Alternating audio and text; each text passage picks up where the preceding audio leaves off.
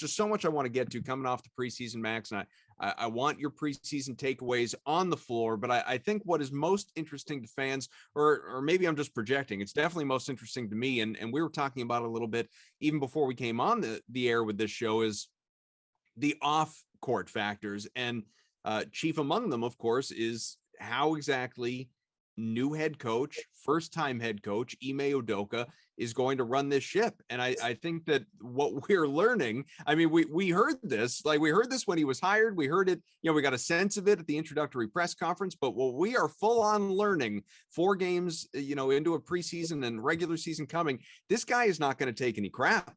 Ime Udoka is not going to take any crap. And what I wonder is, first, of course, I mean, he goes out of his way, and I love this. Oh, do I love this, Max? He talks constantly about enough bitching at the officials, enough complaining, enough whining, get back on defense, do your job, focus, just stop, live in the moment and play on. He effectively benched Grant Williams for that the other day. He kind of, blamed it on he was in foul trouble, but that wasn't the reason. Not really. That, you read between the lines. He was benched for complaining. He was benched for whining and, a bucket being scored in his face because he was too busy barking at the man in stripes to get back on his defensive assignment. Or, of course, Marcus Smart, who may very well end up being a captain for this team. Those haven't been named yet, but missing a team flight to Orlando, and he gets suspended, albeit for a preseason game. But it's just another sign of Ime saying, you know what? There's a new sheriff in town. And I want your thoughts on all of this. I think that's exactly right. I think you put it, all right now on the plate. And the fact he's saying, this is my team, and this is how we're going to operate. And maybe in sending a message, benching Grant for complaining when we know he's not talking to Grant. We know he's talking to Tatum, who is for the longest time that we've always said that. As great as he is, the one thing that takes away is that he turns to the officials all the time after almost every call. So I think that he was talking I think he was talking to the entire team, but I think he was talking to the hierarchy. Have you ever seen, we had that with Bill Fitch when I was playing with the Celtics. He would yell at me about something that I never even did. But it wasn't yelling at me, he was yelling at Larry. It was the message was kind of going around the other way. And I think that's the same thing that happened. With Marcus Smart, that was pretty special in the fact you suspend a guy for missing a flight when, in fact, he wasn't even going to play in that game in Orlando anyway. But I like it. I like the fact that he is saying, guys, this is my team. This is kind of what Greg Popovich, this is what I've learned from him over the years. This is how he's gone about it. Greg Popovich knew one thing, and this was the best relationship. He could yell at Tim Duncan. When you can yell at your best player, everybody else falls in line and gets the message. And that's what he said. I remember Ime said early on when at the press conference, his first one, he said, Tatum and Brown, I've talked to them, and they want to be coached hard, and I will coach them hard.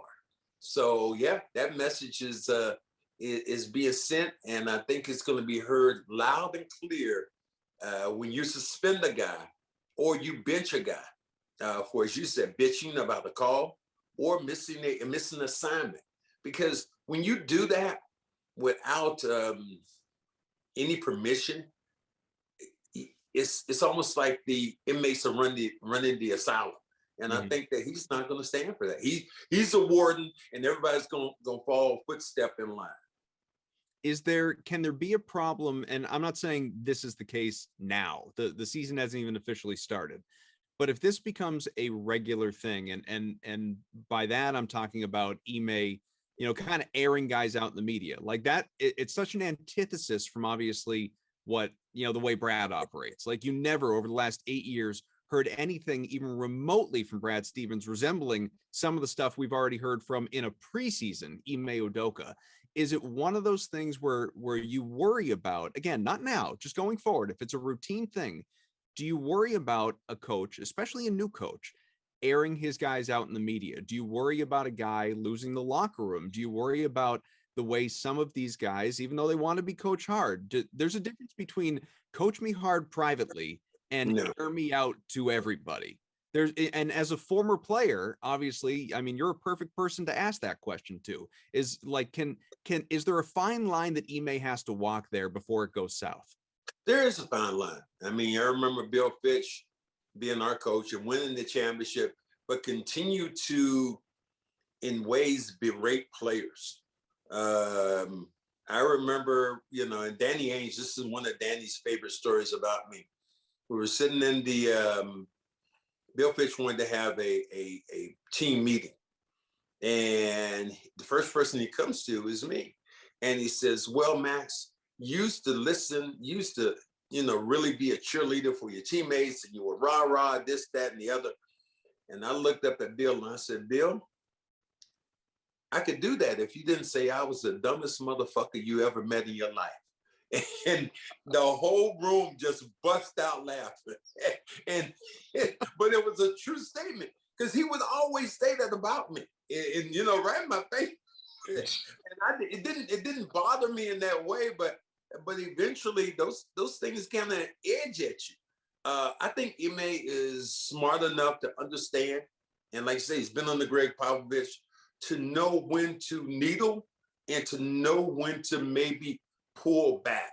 So I don't really anticipate him doing it over and over again. It's like the boy who cried wolf. After a while you cry wolf so many times, ain't nobody coming. But if you do it one time, do it 2 times, you're sending a message, and I think everybody gets it loud and clear. But he's not airing guys out like publicly here, in my opinion. Like the Marcus Smart thing is, we're handling it internally, and we're done with it. Kind of aired out Grant though. Not, but I mean, but his point, his biggest point, one of the biggest talking points he's had all season has been, we're not going to do this. We're not going to play into the rest. I won't have it. And like, that was a clear example where, and that's exactly what he's talking about. You lose focus, and all of a sudden they're going back to the way and scoring 2 points. You don't need, you can't lack focus in basketball. I mean, we've seen what that's happened so many times with Boston, and last year was a great example of them losing focus all the time. So, I mean, I get there's a fine line between airing guys out. I just don't think Ime is really airing guys out right now. I think it's just him trying to set a culture from day one that this isn't going to fly around here. But I think he's handled it really well. I don't think he's gone like over the top at all. Well, I'll ask you guys, who is he talking to? Who is he talking about really? Who is the message being sent to about complaining and bitching to the No, I agree. Yeah, I agree. It's top down for sure.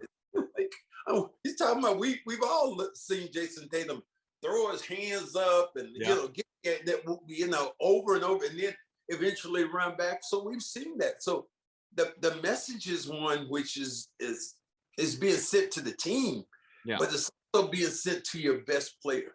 When your best player is kind of ratted out, I think that you don't have to do it as much publicly, and then everybody else kind of falls in line, and that's not anything that's going to happen. Now, I don't expect that not to happen from time to time, because officials are going to miss calls. But that was his statement, and like I said, that Grant thing was telling. The fact that you're pulling Grant out, but I'm pulling you out, Grant, but I'm actually talking to Tatum. This is who I'm actually talking to.